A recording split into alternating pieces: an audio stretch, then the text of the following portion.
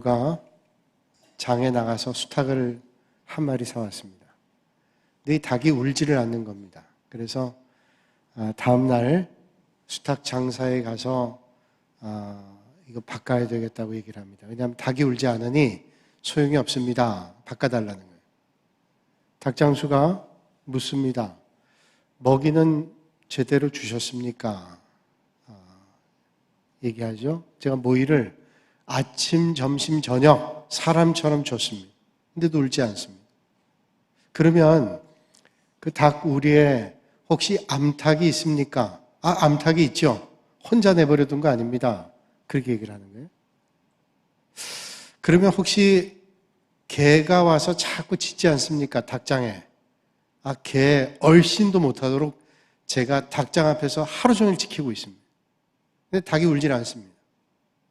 그러니까 닭장수가 한심하다는 듯이 그 사간 사람을 쳐다보고 이렇게 말합니다. 그야 당연하죠. 당연히 안 울지 않겠어요? 뭐 아쉬운 게 있어야 울지. 하나도 아쉬운 게 없구만. 울 일이 있습니까? 라고 대답했다. 짐승도 아쉬운 게 있어야 찾습니다. 모든 것이 넉넉하고 필요한 게 없으면 찾지를 않는다는 거예요. 사람 마찬가지죠. 부족한 것이 있을 때 어떤 그 부족한 것들을 이루기 위해서 추진합니다. 애를 냅니다. 간절하게 애를 씁니다. 그럴 때 우리는 뭔가를 이루어가게 됩니다. 어려울 때 가난하게 산 사람들이 이 어려움을 좀 극복해야 되겠다 생각해서 자수성가해서 성공한 사람들, 그런 사람들이죠. 애를 써서 최선의 노력을 다하는 거예요. 그 약함과 부족함과 갈급함들이 그들로 하여금 성공의 자리에 있겠다. 틀린 말은 아니라고 생각이 돼요. 그러나 자기의 잘못도 없이 평생 동안 뭔가 애를 써도 해결할 수 없는 문제들을 우리는 만날 때가 있습니다. 이건 노력해도 안 되고 아무리 애를 써도 안 되는 문제가 있습니다. 그런 문제들이 우리 인생에 여러 가지가 있을 거예요. 그런데 오늘 성경에 나오는 삭개오라고 하는 사람의 문제가 있어요. 바로 키라는 거예요. 신장의 문제는 해결이 안 됩니다. 공부를 많이 한다 그래도 돈을 아무리 번다 할지라도 능력과 권세를 갖는다 할지라도 할 수 없는 겁니다. 키. 그래서 우리가 잘 알고 있는 대로 나폴레옹 장군은 1m 55cm였다 그러죠. 또 등소평 같은 경우는 1m 50입니다. 근데 그 어려움들, 어떤 의미에서 약함들을 그의 능력으로 극복했다는 거예요. 그러나 키가 커질 수는 없단 말이죠. 그래서 어릴 때 좀 키가 크지 않을 것 같은 그런 집안이잖아요. 엄마 아빠 키가 다 작습니다. 그러면 이 아이를 좀 최대한으로 크게 하기 위해서 어릴 때 맞는 주사가 있다는 얘기를 들었어요. 그래서 그 주사를 한동안 놓으면 아이들이 커진다 그럽니다. 저도 한번 물어본 적이 있는데 커진대요. 얼마나 커지냐 그랬더니 엄마 아빠 마이너스 플러스 몇 센치래요. 그러면 맞으나 안 맞으나? 그래서 그냥 안 맞았어요. 알아서 크는 거지. 어떡하겠어요. 그 유전자 그런 걸 어떡하겠어요. 그것도 한계가 있어요. 아무리 맞는다 그래서 그게 더 커지는 거는 절대로 아니란 말이에요. 어느 정도까지 한계가 있단 말이죠. 오늘 본문 말씀에 보면 키 작은 사람 삭개오가 등장합니다. 오늘 삭개오라고 하는 이름을 들으면 우리가 삭개오라는 사람은 항상 앞에 수식어가 붙는데 키가 작다라는 거예요. 키가 작다. 아니 얼마나 작길래 삭개오 하면 키 작은 사람 삭개오라고 얘기를 해요. 성경을 조금이라도 본 분들은 삭개오가 키 작은 사람이고 삭개오가 세리였다는 사실을 압니다. 그것도 세리장이었다는 사실을 알아요. 오늘 말씀 보니까 오늘 말씀에 키 작은 사람 삭개오가 세리장이었고 여리고의 세리장이었다는 정보를 우리는 얻게 됩니다. 심리학자들은 말하기를 삭개오는 키가 작았기 때문에 그걸 보상받기 위해서 그는 일생의 목표를 물질에 뒀다는 거예요. 그래서 다른 사람들이 업신여기거나 또 자기를 조롱하지 않기 위해서, 그러니까 이게 적어도 보통 적은 게 아니에요. 그래서 궁금했습니다. 제가 말씀 전하기 전에 도대체 삭개오 키가 얼마나 됐길래 그럴까 하고 자료들을 찾아봤는데 정확하지 않아요. 어떤 사람은 1m 35cm다, 어떤 사람은 1m 20cm가 채 되지 않는다. 근데 대체로 얘기하기를 1m 30cm가 채 안 되는 것 같아요. 작은 키란 말이에요. 그러니까 이걸 상쇄하기 위해서 물질의 목적을 두고 최선을 다해서 열심히 일하는데 거기서 벌 수 있는 방법이 뭐예요? 그러니까 세리, 식민지 백성들의 세를 걷어서 거기에 더 많은 걸 걷어서 착복하는 거죠. 그런 일들을 했다라는 거예요. 그 당시에 이스라엘을 다스렸던 나라가 로마라고 하는 나라입니다. 로마는 가이사 아구스토라는 황제가 다스리는데 그 넓은 지역을 다 다스릴 수 없으니까 분봉왕을 세우고 또 그 로마에서 직접 보내는 총독을 보내게 됩니다. 그래서 이스라엘 같은 경우도 헤롯 왕이 분봉왕으로 그 지역의 왕으로 있지만 사실은 실권은 빌라도가 가지고 있었죠. 총독입니다. 로마의 황제는 자기가 다스리고 있는 나라의 식민 국가들이죠. 거기에 세금을 거두는데 그 세금을 거둔 것에 총독이 30%를 더 부과합니다. 그러니까 이스라엘 다스리고 있던 총독이 로마 황제가 명령한 것보다 30%를 더 거두는 거예요. 그래서 총독이 30%를 더해서 부과하게 되면 그 지역에 세금을 거둬들이는 세리장이 50%를 거기다 더 거둡니다. 그런데다가 세리장이 세금을 거두라 그러면 그 밑에 있던 하급 직원들이 거기에 30%를 보통 더 보탭니다. 그러면 100% 이상의 세금이 더 부과되는 거예요. 얼마나 과중한 세금이 부과될 거예요. 로마 당국은 묵인했습니다. 왜냐하면 세금은 거둬들이는 게 목적이지 백성들이 어떤 고통을 당하는 건 관심 갖지 않았어요. 그래서 가능하면 많은 것을 거둬들이기 위해서 사실은 묵시적으로 독려하는 거죠. 그러니까 100% 이상을 더 거두게 됩니다. 그렇기 때문에 민족성이 강했던 이스라엘 사람들은 세리에 대한 반감이 아주 컸단 말이죠. 탈무드에 미워해도 저주해도 괜찮을 사람 몇 종류가 있는데 그 첫 번째가 살인자입니다. 다른 사람의 생명을 빼앗은 살인자들은 저주해도 된다, 그렇게 얘기를 해요. 두 번째로는 강도들입니다. 강도들, 남의 생명을 뺏거나 남의 고통을 주어서 물건을 뺏고 돈을 뺏는 이런 사람들은 저주해도 된다. 그런데 그들보다 더 미워해도 괜찮을 사람이 있는데 그 사람이 바로 세리라는 거예요. 그러니까 세리는 살인자, 강도보다도 어떤 의미에서 더 미운 겁니다. 자기 동족에 정말로 고통을 줘가지고 세금을 빼앗아가니 그리고 자기들의 배를 불리니 얼마나 밉고 저주스러운 인생입니다. 만일 길을 가다가 뱀하고 세리를 만나면 누굴 먼저 죽여야 되냐? 정답은 우리가 알고 있어요. 세리를 먼저 죽인대. 그러니까 얼마나 뱀보다도 더 징그럽고 보기 싫고 저주스러운 게 세리라는 거예요. 그러니까 세리는 척 우리가 생각해도 사회적인 존경받지 못하고 그리고 또 많은 사람들에게 멸시받는다, 그런 사람이었다. 그러니까 그럴수록 그렇게 멸시하고 사람들이 조롱할수록 더 이게 더 활성화되는, 그래서 더 세금을 빼앗고 더 힘들게 하고, 이게 세리의 삶이었다는. 오늘 본문 말씀에 등장하는 여리고, 오늘 이 삭개오라는 사람이 여리고의 세리장이었다 그러는데, 이 여리고라고 하는 지역을 우리가 알고 있죠. 성경에 보면 이스라엘 백성들이 출애굽해서 가나안 땅에 들어갈 때 가장 먼저 들어간 관문이 여리고입니다. 구약시대죠. 신약시대의 여리고는 모든 문물이 유통되는 관문입니다. 동과 서, 남과 북이 관통하는 그런 관문입니다. 북쪽으로는 시리아, 인도, 중국, 여기서부터 오는 물건들을 교역하는 통로가 되고, 남쪽으로는 아프리카, 이집트, 이디오피아, 이런 곳에서 오는 문물들이 남북으로 소통이 되고, 동쪽에는 오늘로 얘기하면 이란, 이라크, 예전에 페르시아, 이런 나라에서 오는 물건들이 지중해를 건너서 그리스, 터키, 이탈리아로 가는 그런 관문이었단 말이에요. 그러니까 많은 문물들이 오고 가기 때문에 돈이 도는 겁니다. 돈이. 어떤 사람들이 와서 여기 물건 팔기도 하고 거기 왔다 갔다 하면서 돈을 쓰기도 하고, 그러니까 아주 물동량이 많은 것처럼 돈이 많은 지역이 여리고였다는 거예요. 그 돈 많은 지역에 세리장이었다고 하니 얼마나 많은 물질을 모았겠어요. 그러니까 오늘 성경이 말씀하는 대로 삭개오는 키도 작고 그리고 세리였는데 이 사람이 부자였다고 성경은 말씀하잖아요. 그러니까 얼마나 많은 돈을 모으고 얼마나 많은 백성들의 고통을 야기한 사람이 삭개오였단 말이에요. 자, 그런데 그럼에도 불구하고 삭개오의 마음 한가운데에는 가지면 가질수록 채워지지 않은 갈증이 있었습니다. 많은 걸 가지고 많은 걸 누리는 삶을 살았지만 갈증이 있어요. 목마름이 있어요. 아무 걸 가지고도 많은 걸 가지고도 채워지지 않은 갈증이 있었다. 그러는 중에 이제 소문으로만 듣던 예수님께서 오신다는 소식을 듣게 됩니다. 그분이 행했던 이적의 말을 이미 들은 바가 있고 광야에서 아무것도 먹을 거 없었는데 그 많은 사람들을 먹이고도 12광주리가 남았고 그런 놀라운 일을 베풀었던 분이고 사람들에게 소외받고 병든 사람들 그리고 모든 사람이 배척했던 그런 사람들까지도 치료해줬던 그런 분이다 하는 사실을 들었어요. 그분이 만나고 싶었어요.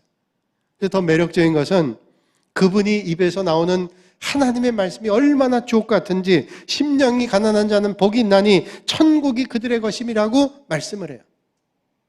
물질이 가난한 자가 복이 있다 그랬다면 아마 삭개오는 등 돌렸을 거예요. 그런데 삭개오는 심령이 가난한 자는 복이 있나니 나는 물질을 많이 가지고 있지만 심령은 너무너무 가난해, 갈급해, 갈증이 심해 이런 사람이었단 말이에요.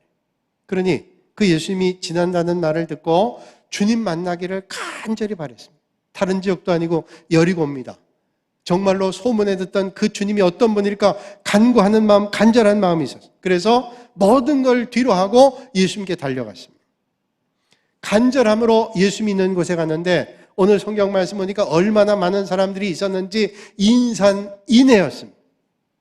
예수님 저기 오는데 찾으러 갈 수가 없어요. 너무너무 많은 사람. 또 키나 좀 크면 이렇게 까치발이라도 하고 볼 텐데 키가 또 작았단 말이에요. 볼 수도 없어요. 저분을 꼭 만나야 될 텐데 예수님을 볼 수도 없고 예수님을 만나려고 하니 너무 많은 사람 때문에 예수님을 만날 수 없었다. 그래서 오늘 4절에 이렇게 말씀하죠. 앞으로 달려가 보기 위하여 돌 무화과 나무에 올라가니 이는 예수께서 그리로 지나가시게 되밀어라. 자, 우리 머릿속에 한번 상상해 보는 거예요. 그때 말씀을 우리가 한번 보면서 상상해 봅니다. 지금 사람들이 너무너무 많고 자기는 키가 작아서 사람들에게 끼어가지고 볼 수가 없는 거예요. 그런데 보고 싶은 간절함이 있는 겁니다. 그럼 어떻게 해요?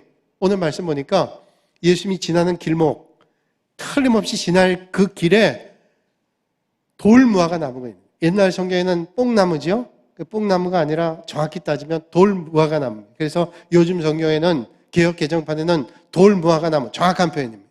이 돌무화과 나무는 보통 사람의 한 3배 정도 키까지 자라요. 그런 나무가 있었다. 그 나무에 올라가면 틀림없이 예수님께서 그 앞에 지나가니까 예수님을 만날 거란 말이에요. 그래서 체면도 불구하고 모든 걸 포기하고 돌무화과 나무에 올라갑니다. 올라가서 주님을 만나야 되겠다는 게 그 간절함, 그 절박함, 그걸 가지고 돌무화과 나무에 올라갔습니다. 내가 무슨 일이 있어도 주님 만나야 되겠다. 내가 어떤 일이 있어도 주님 만나야 되겠다. 내가 주님 만나면 내 갈증과 목마름과 그 안타까움을 해결할 수 있다. 그럼 주님 앞에 가는 거예요. 여러분, 오늘도 이 아침에 여러분들이 그런 절박함으로 주님 앞에 나와 주님의 은혜를 만나시기를 주님의 이름으로 축복합니다. 여러분, 대충 마음 가지고 주님의 은혜를 만날 수 없어요. 정말로 주님 만나겠다는 간절한 마음으로 주님 앞에 가면 하나님의 은혜 있는 거예요. 영화 배우 가운데 아마 이런 분 아실 거예요. 얼굴 근육을 자유자재로 움직여가지고 아주 재밌게 표현하는 미국의 영화 배우가 있어요. 아마 이름 얘기하면 다 알 거예요. 짐 캐리라고 하는 사람. 아시죠? 얼굴을 그냥 얼마나 이게 자유자재로 움직이는지 사람이 어떻게 저렇게 얼굴이 움직이나 생각할 정도로 얼굴이 움직여져요. 아주 유명한 배우입니다. 이 사람이 트루먼 쇼라고 하는 영화에 출연해가지고 골든 글러브의 나무주연상을 받았어요. 잘 나가는 배우입니다. 근데 이 사람이 처음부터 그런 게 아니에요. 사실은 어릴 때도 이 코믹 연기 이런 걸 잘해가지고 15살 때부터 이 사람이 1962년생인데 캐나다에서 태어났습니다. 동네 사람들을 재밌게 한 거예요. 그래서 재밌게 하니까 얼굴을 이렇게 막 표정을 하니까 사람들이 재밌어 하니까 점점 그걸 노력했겠죠. 뭐 얼굴이 아주 희한한 표정이 되는 거예요. 캐나다 전역을 돌면서 15살 때부터 학교 다니는 건 포기하고 그거 했습니다. 돈은 좀 벌긴 했지만 그때 그게 큰 돈은 되지 않았어요. 그러던 중에 아버지가 세상 떠납니다. 그 어머니가 중환병에 걸려요. 그래서 그 어머니를 돌보기 위해서 집에 돌아왔습니다. 하던 일 다 그만두고, 그리고 어머니 세상 떠났어요. 그러다 보니 뭐 할 수가 없는 거예요. 그래서 내가 좀 넓은 세상에 가야 되겠다. 그래서 로스앤젤레스로 갑니다. LA로 갑니다. LA 가서, LA 아주 유명한 영화 동네 아니에요. 그 허리우드에서 내가 성공해보겠다. 갔단 말이에요. 근데 누가 자기를 반겨주고 있겠어요? 캐나다 어떤 동네에서 유명한 얼굴 표정 지는 코미디 연기자 정도를 누가 알아주겠어요? 하루에 햄버거 하나를 가지고 온종일 지난 날들이 수두룩하다. 또 50달러짜리 중고 자동차를 사가지고 50달러짜리 중고 자동차니 그게 차겠어요? 거기서 자고 먹고 그러면서 영화배우의 꿈을 키웠어요. 1990년에 허리우드가 보이는 산 꼭대기에 올라가서 이런 다짐을 했답니다. 내가 1995년에는 내가 천만장자가 될 거다. 그리고 미국 사람들이 수표를 쓰잖아요. 그 수표에다가 1,000,000달러를 적어가지고 자기 이름으로 하는 거예요. 1,000,000달러. 5년 뒤에는 1,000,000달러 되는 내가 천만장자가 되겠다. 1,000,000달러는 얼마입니까? 우리 돈으로 얘기하면 120억이에요. 5년 뒤에 120억을 주겠다. 가능하지 않을 거라고 생각했어요. 근데 이 사람이 얼마나 열심히 노력을 했는지, 얼마나 많은 인기를 얻었는지 덤 앤 더머라고 하는 영화에 출연하게 되는데 그때 출연료가 700만 달러를 받았어요. 700만 달러면 80억이 넘습니다. 그 다음에 배트맨이라는 영화에 출연해가지고 무려 1,000만 달러를 받습니다. 120억을 받게 돼요. 벌써 200억 가까운 돈을 벌었잖아요. 200억 이상을. 1995년에 자기 이름으로 수표를 발행해서 자기에게 준 돈 그대로 부도 없이 받게 됐어요. 아주 유명한 일화입니다. 그런 상금을 받고 그런 출연료를 받고 그렇게 유명해지니까 기자들이 인터뷰했어요. 어떻게 이렇게 성공할 수 있었습니까? 라고 물었더니 짐 캐리가 이런 얘기를 했대요. 어떤 사람이 어떤 것을 이루기 위해서는 동기가 필요합니다. 동기. 그 동기의 가장 중요한 게 뭐냐? 갈급함이에요. 갈급함. 간절함. 이 간절함 때문에 나는 이런 걸 이룰 수 있었습니다. 라고 얘기를 했다. 저는 짐 캐리의 말을 들으면서 이런 생각했어요. 우리나라의 어떤 영화 배우 가운데 텔레비전 나와서 이런 말 한 적이 있습니다. 아마 그분이 뭐 텔레비전 나와서 얘기했으니까 이름을 얘기해도 될 거예요. 예전에 조영남 씨의 부인이었던 윤여정 씨가 아주 삶이 어려울 때가 있었답니다. 그때 한번 어떤 분이 물었대요. 언제 연기가 제일 잘 되십니까? 물었더니 윤여정 씨가 대답하기를 연기가 제일 잘 될 때는 배고플 때입니다. 배고플 때. 내가 지금 이 연기하지 않으면 먹고 살지 못합니다. 이 절박한 마음을 가질 때 가장 연기가 잘 되더래요. 여러분, 잠언 8장 17절에 주님께서 말씀합니다. 간절히 찾는 자가 나를 만날 것이다. 여러분, 주님을 누가 만나요? 간절함으로 찾는 자가 주님을 만나요. 심령이 가난한 자가 천국을 얻게 됩니다. 오늘도 이 아침에 간절함으로 주님을 만나시는 복이 여러분에게 있기를 주님의 이름으로 축원합니다. 간절해야 돼요. 말치라고 하는 심리학자는 이런 말합니다. 지금 이 땅에 살고 있는 사람의 95%가 자기의 약함 때문에 열등감을 가지고 있대요. 저 사람은 참 똑똑한데, 저 사람은 남부러울 게 없는데, 저 사람은 참 대단한데, 그 사람도 약함이 있다는 거예요. 그래서 열등감이 있다는 거예요.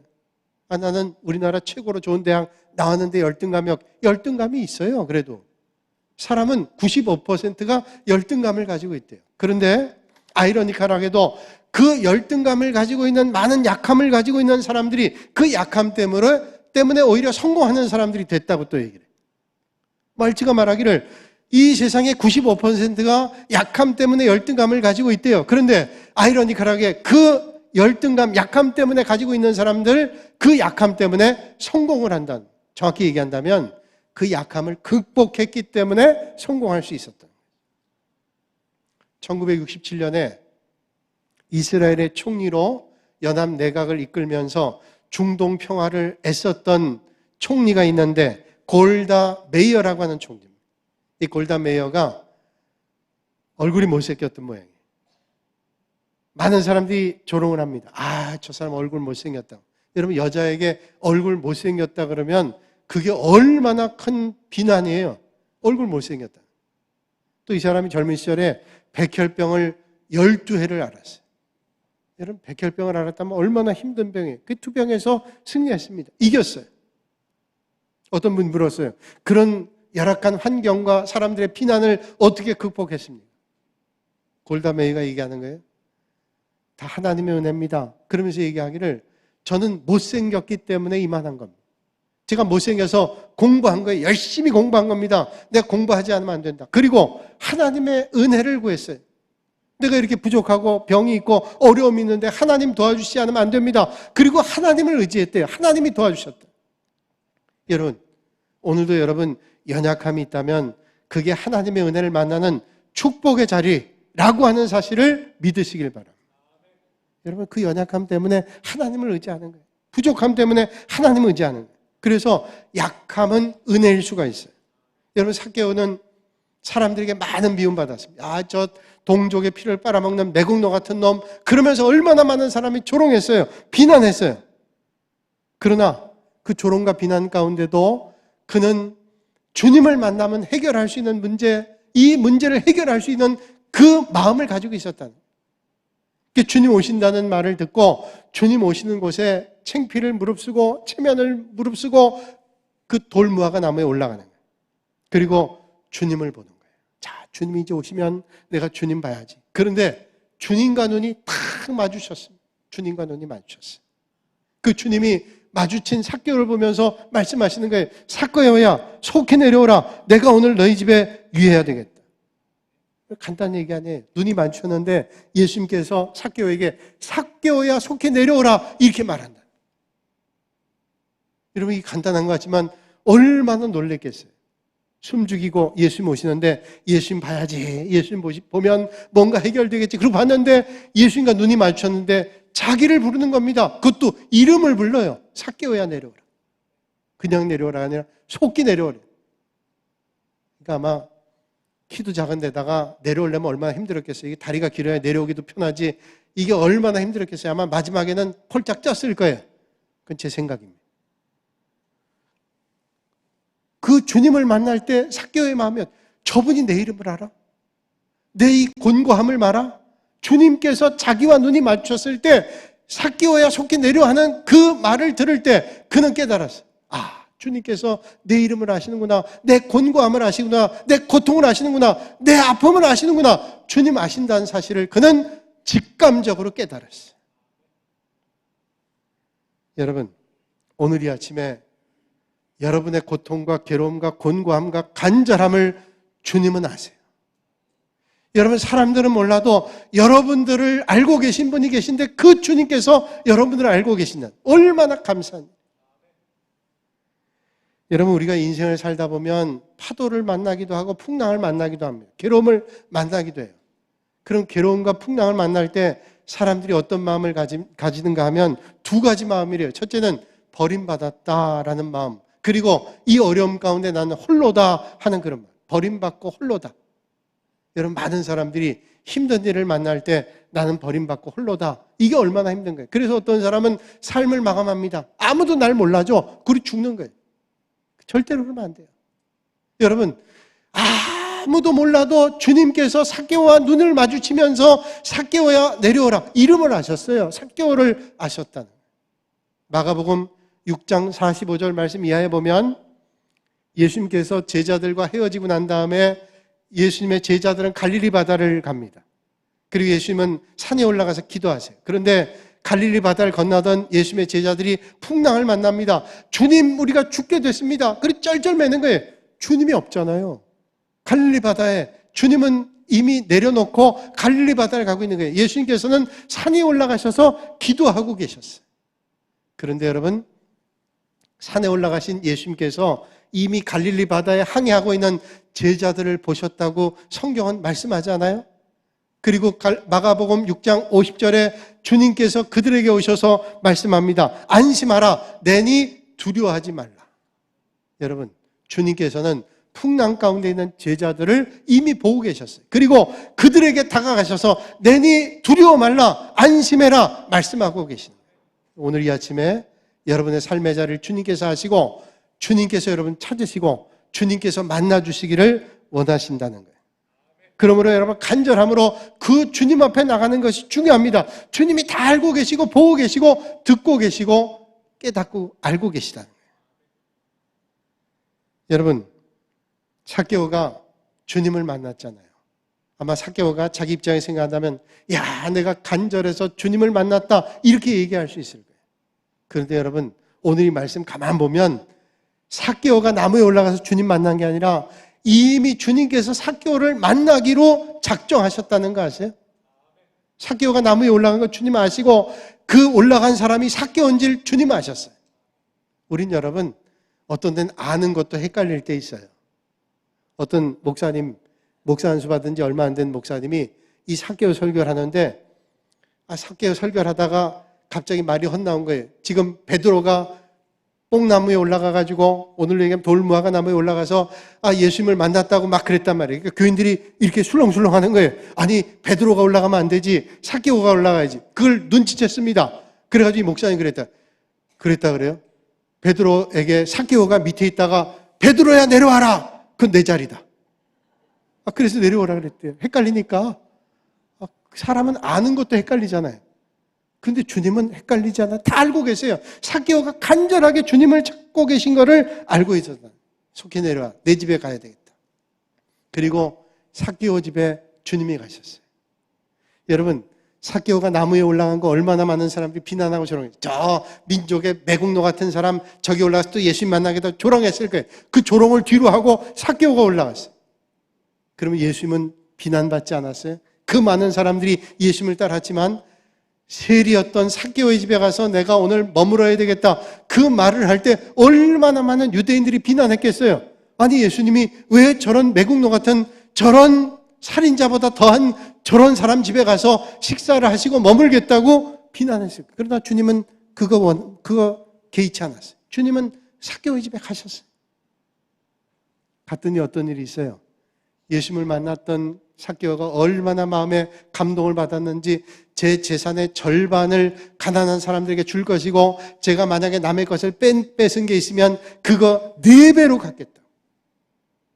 여러분, 그 사람의 인생의 목표는 물질이었단 말이에요.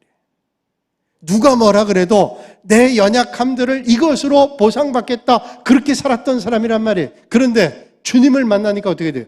그의 인생에 가장 중요했던 것도 기꺼이 놓겠다는 거예요. 가난한 사람, 주님 앞에 내가 잘못된 게 있다면 다 내가 내려놓겠습니다. 주님 따르겠다는 결단 아니에요? 여러분, 오늘도 주님 만나면 우리의 인생이 이렇게 바뀌어지게 될 줄로 믿습니다. 내가 주님 만나면 바뀌는 거죠. 주님 만나는데 아직도 옛 것을 붙잡고 아직도 옛사람으로 살아간다. 잘못된 거예요. 주님 만나면 인생이 바뀌고 내게 가장 중요했던 것이 주님입니다. 여러분, 그 바뀌는 거예요.